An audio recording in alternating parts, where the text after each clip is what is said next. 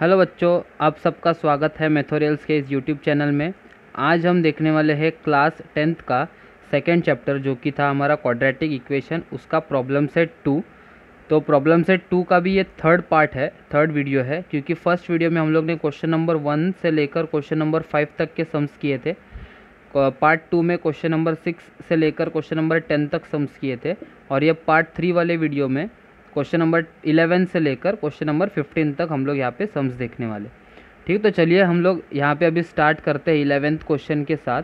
11th question जो कि यहाँ पे दिया हुआ है, मैं रीड करता हूँ। Mukund possesses ₹50 more than what Sagar possesses.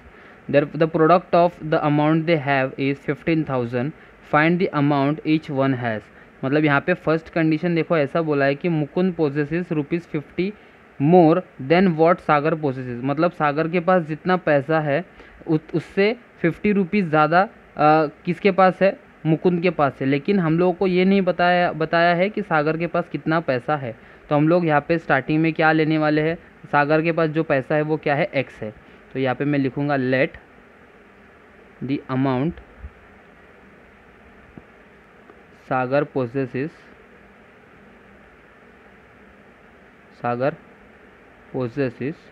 Be ₹x।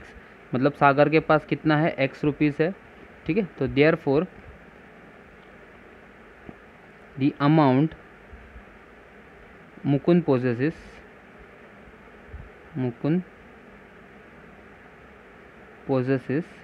B equals to rupees. कितना ज़्यादा था उसके पास? 50 रुपीज़ ज़्यादा है। तो इसके पास x है, तो इसके पास कितना होगा? x प्लस 50 रुपीज़ होगा। ठीक है, अभी according to condition, therefore according to given condition, देखते क्या बोला है। अकॉर्डिंग टू गिवन कंडीशन हम लोग को अभी यहाँ पे बोला है कि दोनों का जो प्रोडक्ट है वो मतलब दोनों के अमाउंट का जो प्रोडक्ट है उनके पास टोटल कितना है? 15,000 है। तो दोनों का अमाउंट मतलब यहाँ पे x है और यहाँ पे क्या है? x plus 50। तो इधर लिखते समय कुछ ऐसा लिखूँगा, x plus 50 is equals to 15,000 आएगा, बराबर। अभी यहाँ पे x मल्टीप्लाई करेंगे तो x इंटू x स्क्वायर आएगा, x इंटू 50x आएगा, is equals to 15,000। Next case में x square plus 50x minus 15,000 is equals to 0 आएगा। मतलब x square plus 50x minus 15,000 is equals to 0। मतलब यहाँ पे क्या करना है? अभी माइनस 15,000 जो है उसका फैक्टर्स निकालना है 50 आने के लिए। तो यहाँ पे डायरेक्ट मुझे पता है कि 150 इंटू 100 करूँगा तो मुझे यहाँ पे 15,000 मिलेगा, और यहाँ पे दोनों को माइनस करूँगा तो मुझे यहाँ पे 50 मिलने वाला है। तो मिडल नंबर में जो भी साइन है वो कहाँ जाएगा? प्लस बिगर नंबर को जाएगा। और यहाँ पे प्रोडक्ट में हम लोगों को या मल्टीप्लिकेशन में माइनस चाहिए ना, तो इधर प्लस और माइनस करूँगा तो ही मुझे माइनस आएगा। तो नेक्स्ट केस में एक्स स्क्वायर प्लस अभी यहाँ पे आने वाला है 150x minus 100x minus 15,000 is equals to 0। तो देयरफॉर x प्लस यहाँ पे कॉमन x आया तो 1 प्लस 50 आएगा, माइनस 100 यहाँ से है, इधर भी x और माइनस है बाहर तो ये माइनस का साइन होके प्लस आएगा। तो 15,000 में से अगर मैं ये 100 बाहर निकालूंगा तो यहाँ पे अंदर क्या बचेगा? 150 बचेगा, इज इक्वल्स टू 0। ठीक है, तो देयरफॉर x प्लस 150 और x minus 100 is equals to 0 आया। अभी यहाँ पे अलग अलग करेंगे, therefore x plus 150 is equals to 0 और x minus 100 is equals to 0 आएगा। Therefore x is equals to minus 150 और यहाँ पे x is equals to minus का जो है वहाँ पे जाने के बाद क्या होने वाला है? प्लस। अभी यहाँ पे एक नेगेटिव में आया है माइनस 150, तो इधर क्या लिखना पड़ेगा? But amount can not be negative. ठीक है, तो but amount can not be negative. तो देयरफॉर हम लोग कौन सा वैल्यू लेंगे? x is equals to 100। ठीक है, अभी x इज इक्वल्स टू हम लोग ने यहाँ पे 100 लिया, तो दूसरा क्या था हम लोगों का वैल्यू? x प्लस 50 था, तो x प्लस 50 और दोनों को x प्लस 50 करेंगे मतलब क्या आएगा? यहाँ पे 100 प्लस 50 करेंगे तो ये कितना आने वाला है हमारे पास? 150 रुपीज़ आने वाला है ये। ठीक है, लेकिन हम लोग को यहाँ पे क्या पूछा है? The amount possess by both Sagar and दोनों के पास अमाउंट पोजेसेस बाय बोथ ना, मुकुंद और सागर। तो यहाँ पे मुझे स्टेटमेंट में क्या लिखना पड़ेगा? देखो, देयरफॉर द अमाउंट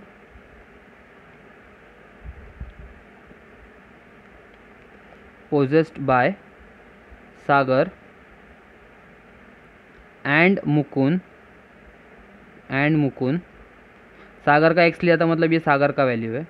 आर, तो सबसे पहले आएगा 100, आर ₹100 एंड ₹150 रिस्पेक्टिवली। ठीक है, तो ये फर्स्ट क्वेश्चन जो था हम लोग ने यहाँ पे अभी सॉल्व किया, फर्स्ट क्वेश्चन जो कि बहुत इजी था। 12th वाला क्वेश्चन देखते हैं इसके बाद का। 12th क्वेश्चन, 12th यहाँ पे क्वेश्चन रीड करता हूँ। The difference between squares of 2 numbers is 120, और आगे दिया है the square of the smaller number is twice the greater number, find the number. हाँ, ये भी एक इम्पॉर्टेंट है सम, थोड़ा आपको समझने के लिए इम्पॉर्टेंट है, क्योंकि यहाँ पे क्या बोला है देखो, the difference between squares of the 2 numbers is 120, मतलब यहाँ पे 2 नंबर्स का माइनस करने के बाद हम लोग को आंसर कितना मिलता है, 120 मिलता है। ठीक है, और आगे क्या बोला है, the square of the smaller number, मतलब जो भी स्मॉलर नंबर होगा उसका square is twice the greater number, मतलब 2 टाइम्स ऑफ ग्रेटर नंबर जो भी होगा उसका स्क्वायर, उसका ट्वाइस होने वाला, और वहाँ पे स्मॉलर नंबर का स्क्वायर होगा। तो ये कंडीशन में बोला है। ठीक है, तो यहाँ पे लेता हूँ मैं, स्टार्ट करता हूँ। Let the numbers be x and y. X and y मतलब यहाँ पे अगर एक्स एंड वाई लेना है तो इससे अच्छा मैं एक्स एंड डायरेक्ट लिखने से अच्छा मैं ऐसा लिख सकता हूँ, let the greater number be x, let the greater number be x and smaller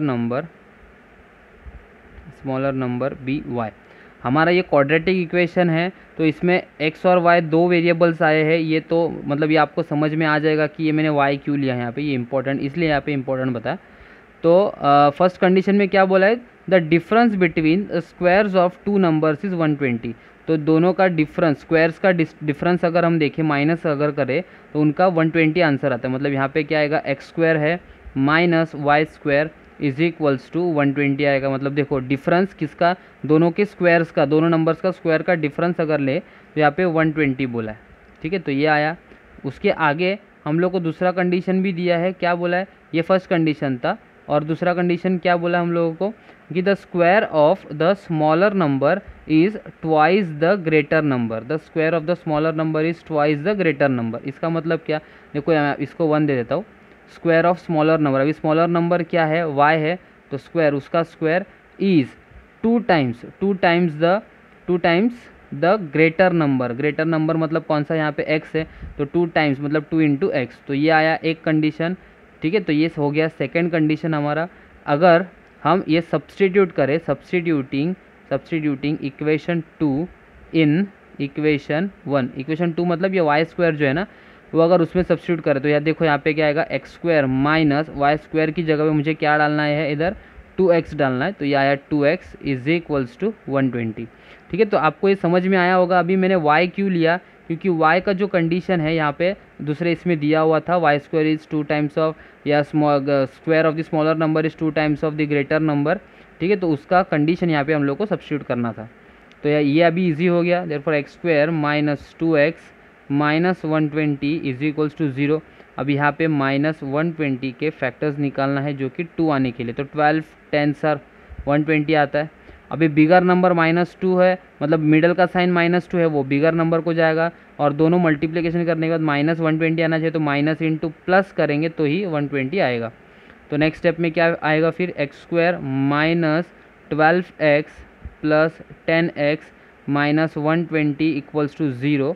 तो देयरफॉर कॉमन लेना है, तो x minus 12 plus 10 x minus 12 is equals to 0, x minus 12 और यहाँ पे आएगा x plus 10 is equals to 0 आएगा। ठीक है, अगर हम लोग को अलग अलग करना है तो यहाँ पे क्या आ सकता है, x minus 12 is equals to 0 और x plus 10 is equals to 0 आएगा। तो अगर ये 0 अलग अलग करके लिया है तो x का वैल्यू यहाँ पे आएगा, x इज इक्वल्स टू 12 आएगा, और x is equals to minus 10 आएगा। अभी -10 जो यहाँ पे आया है x का वैल्यू, तो इधर हम लोग क्या यहाँ पे क्या बता सकते हैं, ये जो स्क्वायर है ना छोटा, ये जो x है वो क्या है, बड़ा नंबर है, ग्रेटर नंबर हम लोग ने लिया था, तो ये -10 तो नहीं हो सकता, लेकिन यहाँ पे x इक्वल्स टू 12 दिया है, वो बड़ा नंबर हो सकता है। ठीक है, हियर हमें स्टेटमेंट लिखना पड़ेगा, here x was the greater number,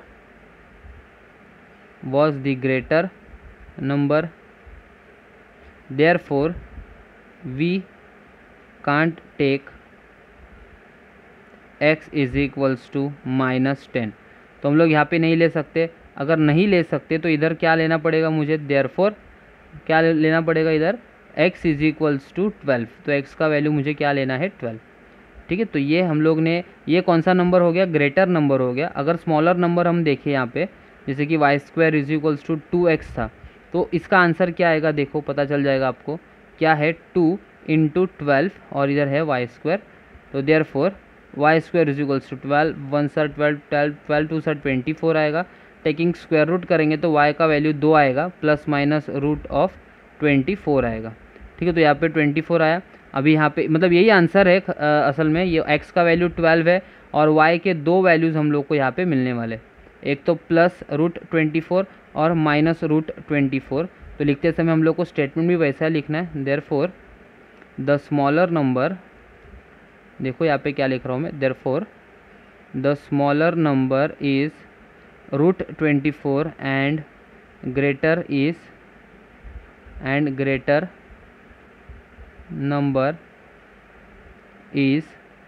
number is 12। ठीक है, ये हो सकता है। और दूसरा क्या हो सकता है, the smaller number is -√24 and greater number is 12। ये हो सकता है, मतलब दोनों स्टेटमेंट मुझे लिखना पड़ेगा, ग्रेटर नंबर इज़ 12। ठीक है, तो -√24 और +√24 ये y के दो वैल्यूज़ थे, और y जैसे कि हम लोग ने ऊपर देखा था कि y is a smaller number और x is a greater number, तो x का वैल्यू हम लोग को यहाँ पे कितना आया है 12। तो दोनों वैल्यूज़ हम लोग ने यहाँ पे बराबर करके स्टेटमेंट में लिख लिया। तो ये था 12th क्वेश्चन। आगे हम लोग को अभी देखना है 13th क्वेश्चन के बारे में। तो चलिए 13th क्वेश्चन देखते हैं कि यहाँ पे क्या दिया हुआ है 13th क्वेश्चन में। तो 13th क्वेश्चन यहाँ पे रीड करता हूँ। Ranjana wants to distribute 540 oranges among some students. If 30 students were more, each would get 3 oranges less. Find the number of students.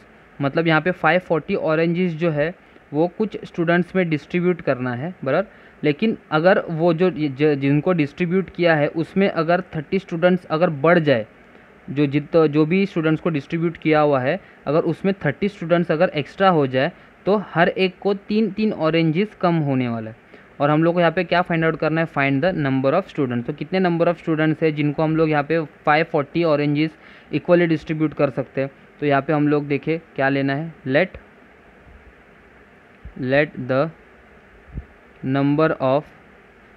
Number of students be x। ठीक है, तो number of students हम लोग ने क्या लिया, x, and total number of oranges is equals to कितना है, 540। तो यहाँ पे एक चीज़ समझ लो कि अगर मेरे पास इधर समझो 5 स्टूडेंट्स है, यहाँ पे 5 स्टूडेंट्स है और मेरे पास चॉकलेट्स है समझो 15 चॉकलेट्स है, मुझे इक्वली डिस्ट्रीब्यूट करना है ये 15 चॉकलेट्स को 5 स्टूडेंट्स में क्या करना है, इक्वली डिस्ट्रीब्यूट करना है। तो मुझे यहाँ पे क्या करना पड़ेगा, इधर मुझे ऐसा लिखना पड़ेगा जैसे कि 15 divide by chocolates divide by 5 students करूँगा तो मेरे पास क्या आएगा 3, मतलब 3 चॉकलेट्स हर एक स्टूडेंट को मिलने वाला है। मतलब 5 स्टूडेंट्स में से 5 स्टूडेंट्स को हर एक को 3 चॉकलेट्स यहाँ पे आने वाला है। तो वैसे ही सेम यहाँ पे मुझे करना पड़ेगा, therefore the number of oranges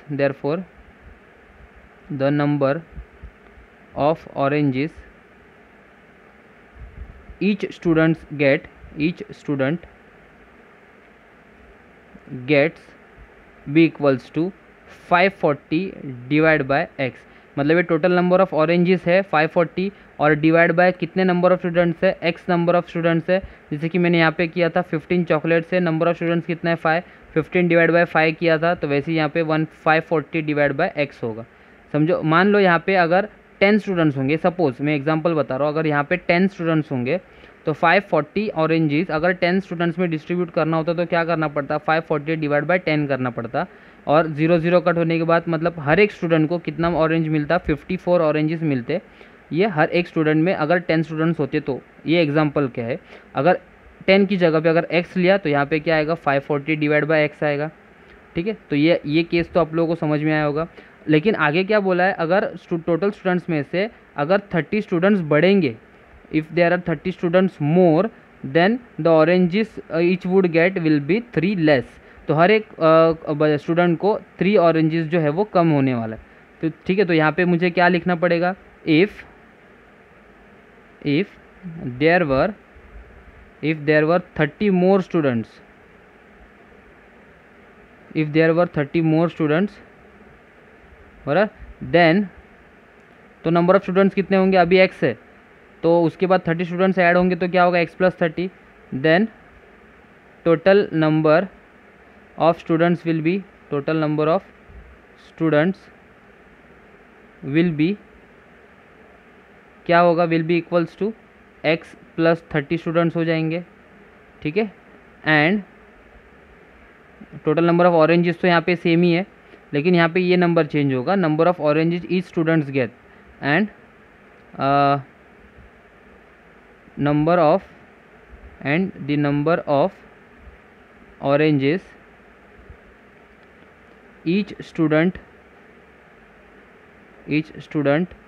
gets will be equal to, जैसे यहाँ पे हम लोग ने किया था x 540 डिवाइड बाय x किया था, वैसे ही यहाँ पे हम लोग को क्या करना पड़ेगा, 540 ही है टोटल, लेकिन अभी यहाँ पे स्टूडेंट्स बढ़ गए तो इधर आएगा x प्लस 30, मतलब हम लोग का कितना था, इधर 10 एग्जाम्पल में लिया था, अगर उसमें 30 स्टूडेंट्स ऐड हो गए तो कितना हो जाएगा, 40 हो जाएगा। तो फिर मुझे यहाँ पे क्या करना पड़ेगा, 540 डिवाइड बाय कितने स्टूडेंट्स करना पड़ेगा, 40 स्टूडेंट्स करना पड़ेगा। ठीक है, तो वैसे ही यहाँ पे सेम, मतलब अगर डिवाइड करेंगे तो यहाँ पे ऊपर x था और हम लोग ने एग्जाम्पल में 10 लिया था, और यहाँ पे x प्लस 30 हो गया 30 स्टूडेंट्स बढ़ने के बाद, और एग्जाम्पल में हम लोग जब लिया था 10 तो उधर कितना आने वाला था, 40 आने वाला था, तो 540 डिवाइड बाय 40 करना पड़ता। ठीक है, तो यहाँ पे x प्लस 30 है इसलिए 540 प्लस x प्लस 30 किया हुआ है। तो ये शायद आपको समझ में आया होगा और क्लियर हो गया होगा, जैसे कि यहाँ पे किया हुआ है, सेम टू सेम मैंने यहाँ पे किया हुआ है। ठीक है, अभी अकॉर्डिंग टू कंडीशन देखो क्या बोला है, according to given condition, according to given condition, तो मुझे कुछ यहाँ पे ऐसा लिखना पड़ेगा, देखो ये 540 डिवाइड बाय x है बराबर, minus 540 divide by x plus 30 is equals to 3, ये कंडीशन हम लोगों का आएगा। मतलब ये समझ लो कि क्या है, 540 डिवाइड बाय मतलब 540 ऑरेंजेस में अगर x नंबर ऑफ स्टूडेंट्स को यहाँ पे देने वाला हो तो 540 डिवाइड बाय मुझे x करना पड़ेगा। तो अगर इसकी जगह पे अगर नंबर होता तो जैसे कि हम लोग ने एग्जांपल में 10 लिया था तो यहाँ पे कितना आ रहा था 54, ये एक स्टूडेंट का है, ये जो दिया है ना, ये जो यहाँ पे कंडीशन लिखा है ना वो एक स्टूडेंट का दिया हुआ है। ठीक है, तो एक स्टूडेंट को कितना यहाँ पे मिलने वाला है, 54 मिलेगा ऑरेंजेस। अगर उसी 540 ऑरेंजेस को अगर स्टूडेंट्स बढ़ गए, 30 स्टूडेंट्स एक्स्ट्रा हो गए, तो 540 डिवाइड बाय 30 ये जो भी डिवाइड करेंगे तो कुछ नंबर आएगा। तो समझ लो यहाँ पे 54 आंसर आया था, अगर यहाँ पे समझो 50 आ गया तो 54 माइनस 50 अगर करेंगे, 54 माइनस 50 तो हम लोग को यहाँ पे आंसर कितना आता, 4 बराबर। तो एक स्टूडेंट को जब नंबर ऑफ स्टूडेंट्स बढ़ रहे हैं तो यहाँ पे ऑरेंजेस कम मिलने वाले, तो दोनों कंडीशंस को माइनस करेंगे तो मुझे यहाँ पे कितना मिलेगा, 3 मिलेगा। तो ये हर एक स्टूडेंट का यहाँ पे कंडीशन दिया हुआ है। ठीक है, तो आगे क्या करना है, इसको क्रॉस मल्टीप्लाई करना, या तो सबसे पहले मैं 540 को जो है ना वो बाहर निकाल लूँगा कॉमन, तो अंदर क्या बचेगा 1/x माइनस 1/x प्लस 30 बचेगा बराबर, और इज इक्वल्स टू 3 आएगा। तो यहाँ पे देखो कैसे आएगा फिर, 540 क्रॉस मल्टीप्लाई करना है तो यहाँ पे x इधर आएगा x प्लस 30 माइनस x वहाँ चला जाएगा, ये इधर आया, और नीचे दोनों आपस में मल्टीप्लाई होंगे, जैसे कि x bracket x plus 30 is equals to 3 आएगा। ठीक है, तो ये शायद आपको समझ में आया होगा। उसके नेक्स्ट कंडीशन, नेक्स्ट केस में वो 540 जो मल्टीप्लाई हो रहा है यहाँ पे, इधर आने के बाद डिवाइड हो जाएगा, और यहाँ पे देखेंगे तो माइनस एक्स और ये प्लस एक्स तो कैंसिल हो गया, तो यहाँ पे क्या बचा, 30 बचा। तो ये 30 अपॉन एक्स और एक्स प्लस 30, और ये 540 कहाँ आया था, नीचे आया था, तो 540 आ गया। ठीक है, अभी उसी के नेक्स्ट केस में क्या आएगा, ये 30 शायद 540 हम लोगों को वापस लेके आना पड़ेगा इधर, 30 मल्टीप्लाई बाय 540 और ये डिवाइड बाय 3 इधर आएगा, और यहाँ पे x और x प्लस 30 बचेगा। मतलब ये देखो, ये x plus x bracket x plus 30 है, वो मैं यहाँ पे ऊपर लेके आया, और 540 यहाँ पे ऊपर लेके चला गया, और 3 जो है वो वापस नीचे लेके आया, ये वाले कंडीशन में। ठीक है, अभी 3 1 सर 3 और 3 10 सर 30 हो गया, तो यहाँ पे क्या बचेगा मेरे पास, 10 into 540 is equals to x square plus 30x। अगर इसको प्रॉपरली लिखे तो x square plus 30x, x square plus 30x minus 5400 is equals to 0, तो ये कंडीशन आएगा। अब यहाँ पे माइनस 5400 के फैक्टर्स निकालना है 30 आने के लिए, तो यहाँ पे क्या निकल सकते हैं, 6 9, अभी समझो यहाँ पे 54 है और यहाँ पे 3 है, तो 6 9 सर 54 निकाल सकते हैं ना, 6 9 सर 9 माइनस 6 3 आता था, तो यहाँ पे सेम 2 जीरो से मतलब 1 जीरो यहाँ पे जाएगा, 1 जीरो इसको जाएगा, और यहाँ पे प्लस है मिडल नंबर में, तो बड़े नंबर को प्लस आएगा। लेकिन यहाँ पे मल्टीप्लिकेशन के बाद हम लोग को माइनस चाहिए, तो यहाँ पे माइनस आएगा। इसको करते समय कैसे करेंगे, फिर देखो x square plus 90x minus 60x minus 5400 is equals to 0। तो यहाँ पे देखो x प्लस 90, x कॉमन आएगा तो माइनस 60, x प्लस 90 क्योंकि बाहर माइनस है, x plus 90 is equals to 0, और इधर x plus 90 x minus 60 is equals to 0, therefore x plus 90 is equals to 0 अलग से करना है, और x minus 60 is equals to 0 अलग से करना है, तो x is equals to minus 90 हो जाएगा, और x का वैल्यू यहाँ पे कितना आएगा, 60 आएगा। अभी एक वैल्यू हम लोग को यहाँ पे क्या मिला है, माइनस, और ये x मतलब क्या है, नंबर ऑफ़ स्टूडेंट्स, तो नंबर ऑफ़ स्टूडेंट्स नेगेटिव नहीं हो सकते, मतलब माइनस 90 वैल्यू नहीं आएगा, तो यहाँ पे लिखना पड़ेगा but number of students cannot be negative, number of students cannot be negative, बराबर, नेगेटिव नहीं हो सकता, मतलब कौन सा वैल्यू आएगा x का, x will be equals to 60। ठीक है, तो x का वैल्यू मतलब 540 ऑरेंजेस जो है वो हम लोग को कितने स्टूडेंट्स में डिवाइड करना है, 60 स्टूडेंट्स में डिवाइड करना है। तो यहाँ पे देखो ये कंडीशन जो आया ना, उसको अभी मैं आपको समझा देता हूँ यहाँ पे कैसे आया है। ये कंडीशन मैंने क्यों लिखा बता देता हूँ। ठीक है, अगर यहाँ पे आपके पास 50, एक लड़की के पास अगर 540 स्टूडेंट 540 ऑरेंजेस है, अगर वो 60 स्टूडेंट्स में डिवाइड हो रहा है, तो हर एक बच्चे को कितना मिलेगा, यहाँ पे ये 0 और 0 कट होगा, 6 1 सर 6 और 6 9 सर 54, तो हर एक स्टूडेंट को ये केस में 9 ऑरेंजेस मिलने वाला है। अगर यहाँ पे नंबर ऑफ़ स्टूडेंट्स जो है बढ़ गया 30 से, मतलब 60 प्लस 30 करेंगे, तो यहाँ पे कितना हो जाएगा, 90 होगा स्टूडेंट्स, ये 0 0 कट होगा, 9 1 सर 9 9 6 सर 54, तो तभी के केस में हर एक स्टूडेंट को ऑरेंजेस कितने मिलने वाले थे, 6, और पहले वाले केस में ऑरेंजेस कितने मिलने वाले थे, 9, तो यहाँ पे 9 माइनस 6 कितना आता है, 3 ना, तो वही हम लोग ने यहाँ पे कंडीशन लिखा हुआ है।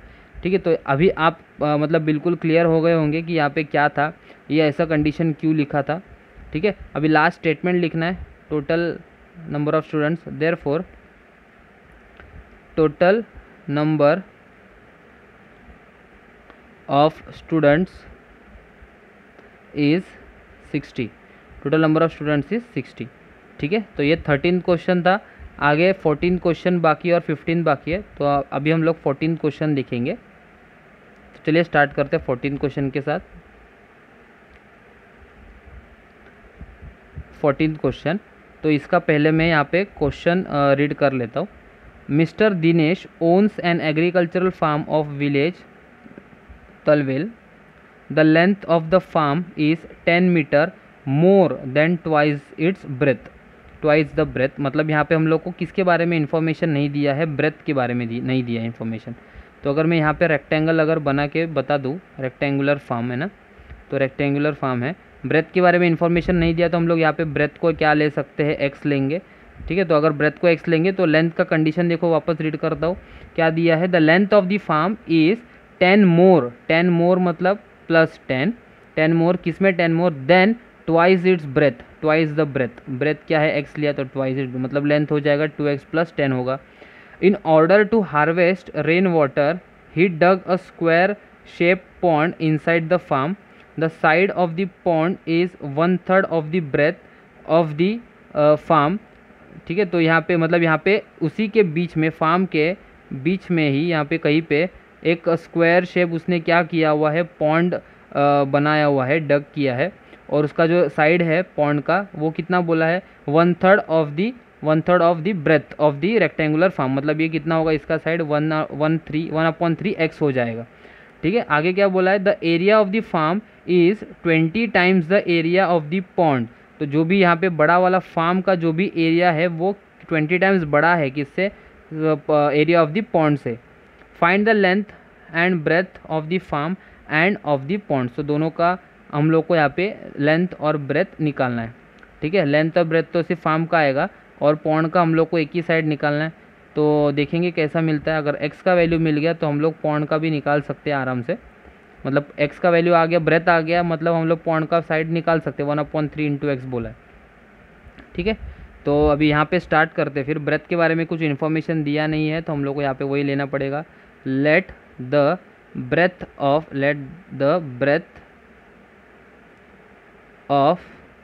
The rectangular farm, let the breadth of the rectangular farm be x metre, तो ये x मीटर हो गया। therefore the length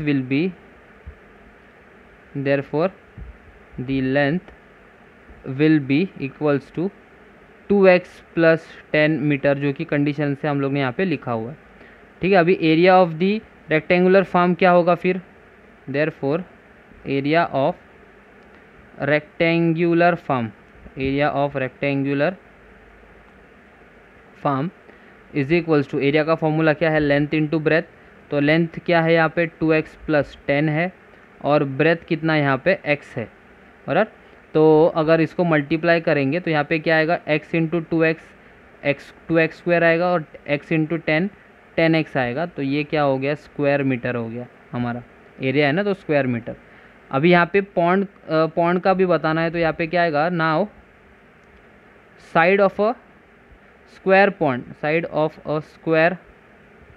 पॉन्ड, तो हम लोग को यहाँ पे दिया था कि 1/3 ऑफ ब्रेथ है, मतलब यहाँ पे होगा 1/3 of breadth of a farm. इसका मतलब क्या होगा, 1/3 इंटू एक्स आएगा, इसका मतलब ही x/3 मीटर हो गया। अभी इससे भी हम लोग एरिया निकाल सकते हैं किसका, स्क्वायर का।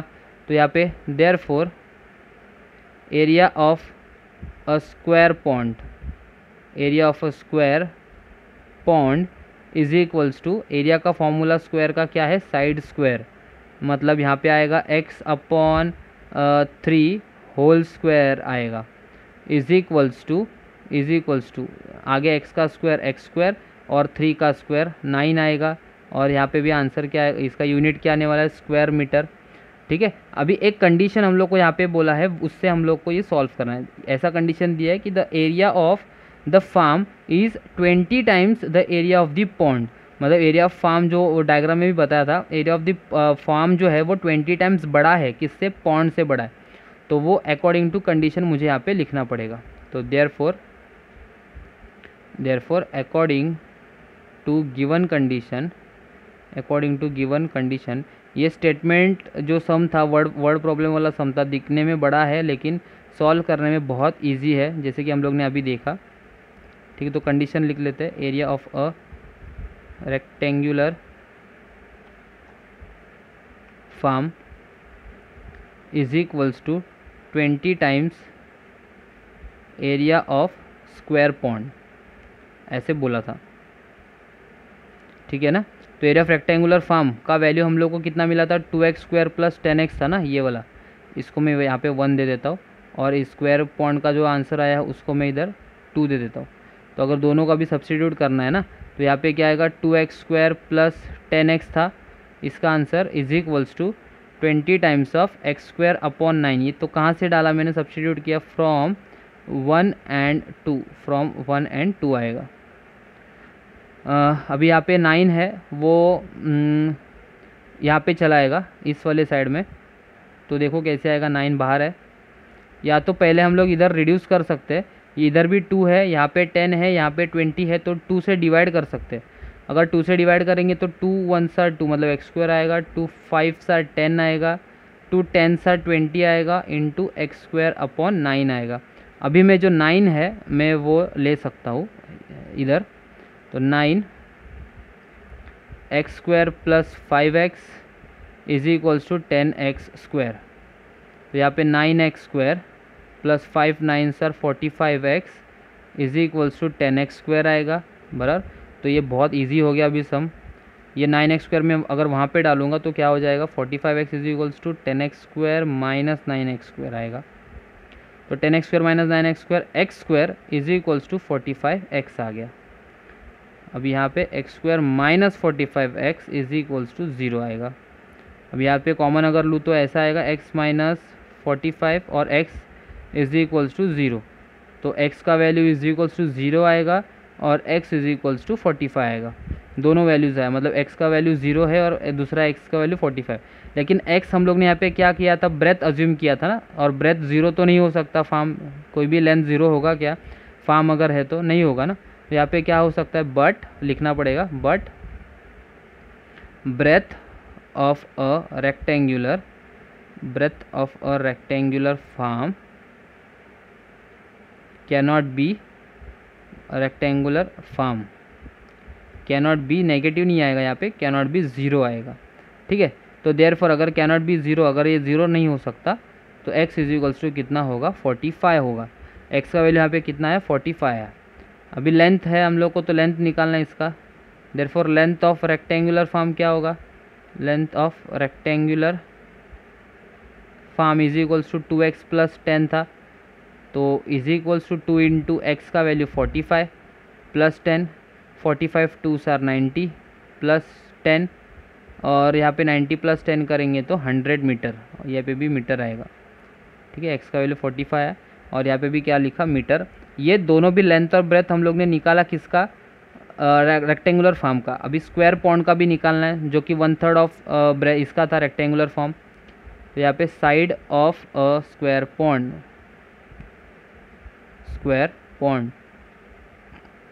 1/3 टाइम्स ऑफ एक्स था ना ये, तो 1/3 टाइम्स ऑफ 45 डिवाइड करेंगे तो 3 1 सर 3 और 3 15 सर, तो यहाँ पे क्या आएगा फिर 15 मीटर।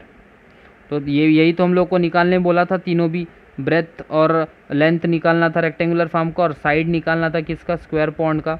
तो दोनों भी, तीनों भी हम लोग ने निकाल लिया। तो यहाँ पे स्टेटमेंट कैसे आएगा, therefore length and breadth of the form are, length कितना है 15 है, नहीं लेंथ 100 है, तो 100 metre and 45 metre respectively, and side of a pond is 15 metre, ठीक है। तो यहाँ पे जो जो निकालने के लिए बोला था हम लोग ने उसको निकाल लिया। तो ये 14 क्वेश्चन कंप्लीट हो गया अब हमारा। अभी लास्ट क्वेश्चन बचा है 15 क्वेश्चन, तो उसको भी हम लोग यहाँ पे अभी स्टार्ट करेंगे 15 क्वेश्चन को। 15th सम, उसका क्वेश्चन मैं यहाँ पे रीड करता हूँ, पहले से वो समझ लेते कि क्या है। A tank fills completely in 2 hours if both the taps are open. मतलब एक टैंक दिया हुआ है और वो टैंक फिल होने के लिए दोनों टैप्स, एक बड़ा वाला टैप और एक छोटा वाला टैप्स, दोनों टैप से पानी आ रहा है, और दोनों टैप से कम्प्लीटली भरने के लिए टैंक को टोटल 2 hours लगता है, ठीक है। If both the taps are open, बराबर। आगे बोला है if only one of the tap is open at the given time the smaller tap, मतलब उसमें से, दोनों में से भी अगर एक भी टैप अगर वहाँ उसमें बंद होगा तो उनका टाइमिंग्स दिया है, देखो।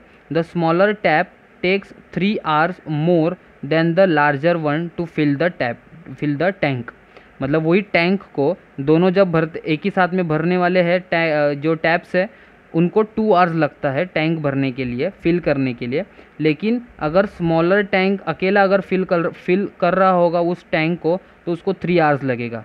किससे 3 आवर्स ज़्यादा लगेगा, 3 आवर्स ही नहीं 3 आवर्स ज़्यादा लगेगा, किससे, जितना टाइम उस बड़े वाले टैप को लग रहा है टैंक फिल करने के लिए। ठीक है, तो how much time does each tap take to fill the tank completely. तो हर एक टैप को कितना टाइम लग रहा है वो पूरा जो ये है फिल करने के लिए, पूरा टैंक फिल करने के लिए, तो हम लोग उसको अभी निकालना पड़ेगा। ठीक है, लेकिन यहाँ पे लार्जर टैंक का कितना टाइम लगता है वो हम लोगों को नहीं दिया, लेकिन स्मॉलर टैप को कितना टाइम लग रहा है वो हम लोग को यहाँ पे दिया है कि 3 आवर्स ज़्यादा लग रहा है लार्जर टैप्स के हिसाब से। तो हम लोग को सबसे पहले वही लेना पड़ेगा। लेट, देखो यहाँ पे मैं लिखता हूँ, let the larger tap takes x hours to fill the tank completely,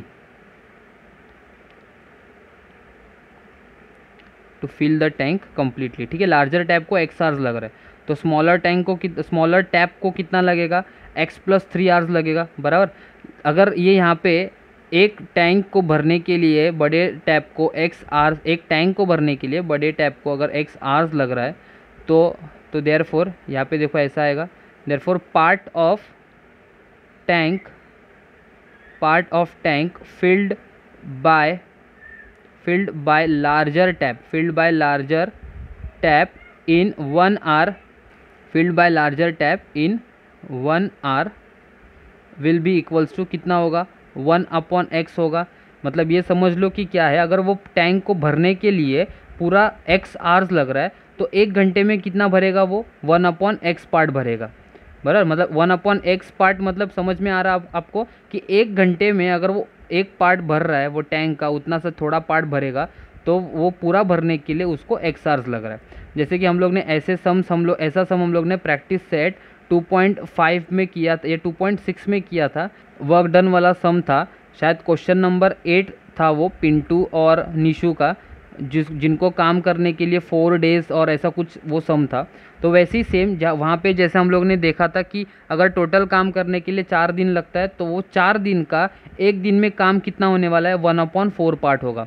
तो यहाँ पे भी सेम ही है, अगर पूरा टैंक को भरने के लिए अगर x आवर्स लगता है, उतने घंटे लगते हैं वो टैंक को भरने के लिए, तो 1 घंटे में कितना उसका काम होगा, कितना भरेगा वो, 1/x पार्ट फिल करेगा।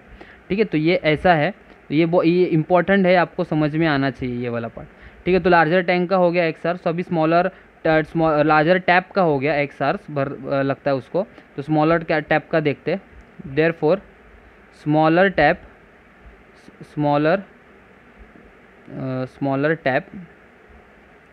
टेक्स 3 आवर्स ज़्यादा लगता है ना उसको, तो x + 3 hours to fill the tank completely, बराबर। बड़े टैप से छोटे टैप को 3 आवर्स ज़्यादा लगता है। ठीक है, तो यहाँ पे भी सेम वैसे लिखना है, therefore part of the tank filled by smaller tap in 1 hour. तो 1 घंटे में कितना फिल कर पाएंगे वो लोग, 1/x + 3। ठीक है, तो 1/x + 3 पार्ट क्या होने वाला है, टैंक का फिल होगा। मतलब यहाँ पे अगर ऐसा होता question, part of the tank filled by the smaller tap in 2 hours अगर होता, तो यहाँ पे क्या लिखना पड़ता हम लोगों को, 2/x + 3 लिखना पड़ता। ठीक है, तो ये 1/x किसकी वजह से है, लार्जर टैप की वजह से, और ये जो है स्मॉलर टैप की वजह से है 1/x + 3। अगर दोनों टैप्स एक ही साथ में अगर ओपन रखे तो ये पार्ट फिल बाय, तो देखो ये कैसे आएगा, therefore part of the tank filled by both the taps in 1 hour, एक सेकेंड,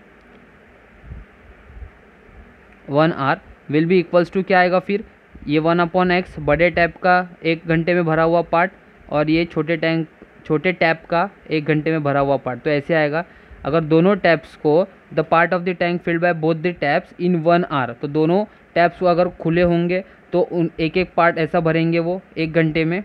ठीक है, तो ये भी इंपॉर्टेंट स्टेप है जो कि आपको यहाँ पे समझना है। ठीक है, the part of the tank filled by both the taps in 1 hour will be 1/x plus 1/x plus 3। लेकिन दोनों टैप्स को यहाँ पे टैंक भरने के लिए कितना टाइम लगता है, 2 आवर्स लगता है। और यहाँ पे जो हम लोग ने देखा 1 घंटे में उसका उन्होंने कुछ ना कुछ पार्ट, मतलब टैंक का कुछ पार्ट यहाँ पे भरा हुआ है, तो वो हम लोग को नीचे लिखना पड़ेगा। मतलब देखो यहाँ पे मैं कैसा लिख रहा हूँ, but tank gets filled in 2 hours, 2 hours में 2 घंटे में वो तो पूरा भर जा रहा है, दोनों टैप्स अगर ओपन होंगे तो बाय बोथ द टैप्स, बराबर ना। तो उसका भी therefore part of the tank filled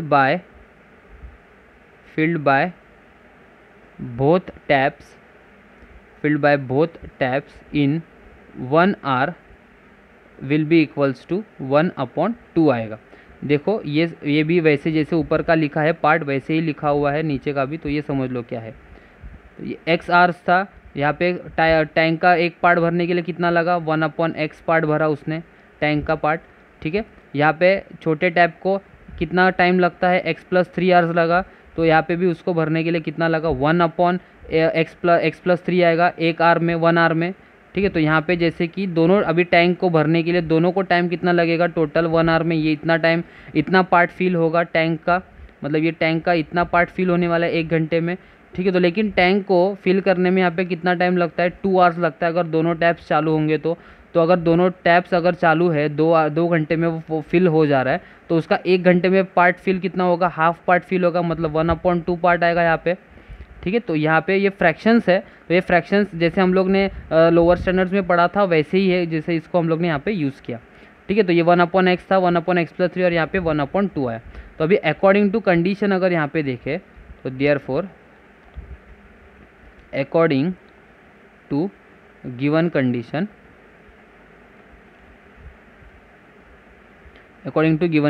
तो देखो यहाँ पे क्या आएगा अकॉर्डिंग टू गिवन कंडीशन में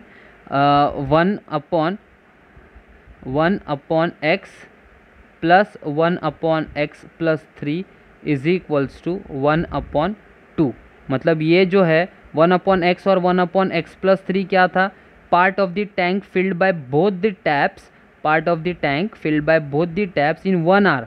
तो 1 घंटे में उन्होंने टैंक का कितना पार्ट भरा वो है, और ये 1/2 मतलब क्या है, 1 घंटा।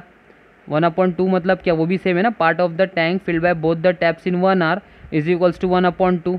समझ में आया, मतलब यही सेम है, ये लेफ्ट हैंड साइड में जो है वही वो सेम पूरा राइट हैंड साइड में लिखा है, लेकिन यहाँ पे वेरिएबल्स था और यहाँ पे 1/2 है। अभी इसको हम लोग क्या करेंगे, क्रॉस मल्टीप्लिकेशन करेंगे, तो ये भी स्टेप हमारा क्या था, इंपॉर्टेंट। ठीक है, तो x प्लस 3 यहाँ पे आएगा, प्लस ये x वहाँ चला जाएगा, और नीचे आने क्या वाला है, x bracket x plus 3 is equals to half होगा।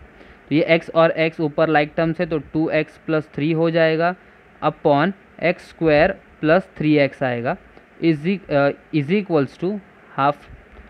क्रॉस मल्टीप्लिकेशन करेंगे तो 2 ऊपर आएगा और यहाँ पे 2x प्लस 3 होगा is equals to x square plus 3x। तो यहाँ पे हम लोग को समझना जो पार्ट है ना वो ऊपर वाला ही होता है, जो हम लोग को स्टेटमेंट से मतलब फॉर्म करना होता है इक्वेशन। बाकी नीचे का पार्ट तो इजीली हम लोग यहाँ पे सॉल्व कर लेते हैं। तो 2 2 सर 4x प्लस 3 2 सर 6 आएगा, और यहाँ पे एक्स स्क्वायर प्लस 3x आने वाला है। ठीक है, वैसे ही same x square plus 3x ये वहीं पे रखूँगा, और 4x प्लस 6 है, जब मैं उसको राइट हैंड साइड में लेके जाऊँगा तो ऐसे आएगा -4x minus 6 is equals to 0 आएगा।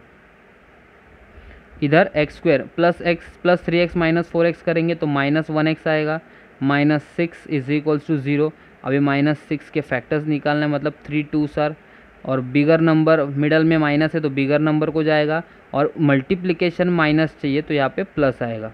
ठीक है, तो ये समझ में आया होगा, जैसे कि x square minus x minus 6 है ना, तो यहाँ पे क्या आएगा फिर x square minus 3x plus 2x minus 6 is equals to 0 आएगा।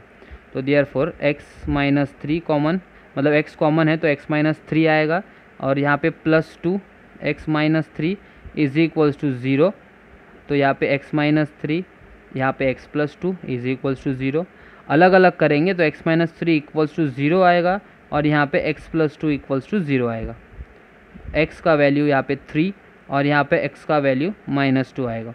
ठीक है, तो x का वैल्यू 3 आया और x का वैल्यू यहाँ पे -2 आया, लेकिन नेगेटिव ये जो टाइम है ना, ये x हम लोग ने क्या लिया था, time taken by larger tap to fill the tank, बराबर। तो यहाँ पे -2 नेगेटिव नहीं हो सकता टाइम, बट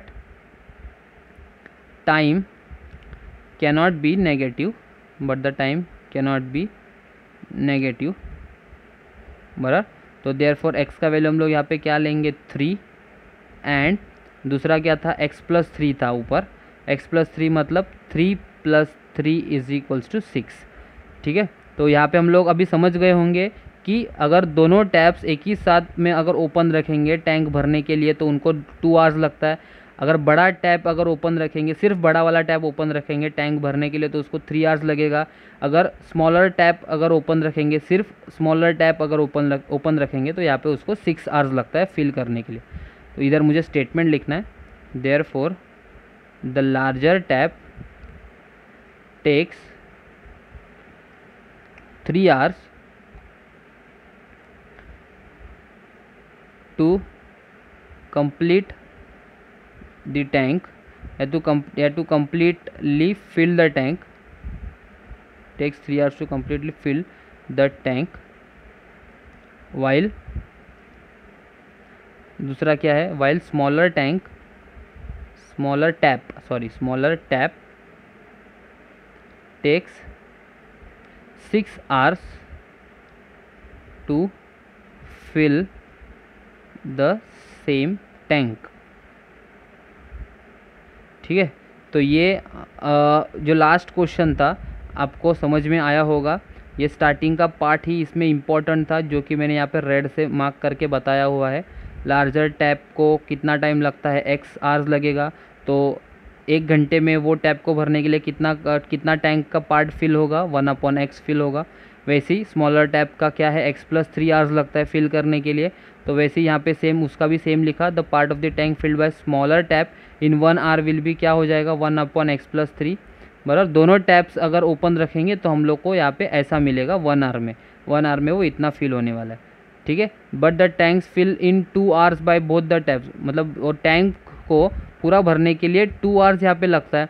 तो तो part of the tank filled by both the taps in 1 hour कितना होगा, फिर 1/2 आएगा।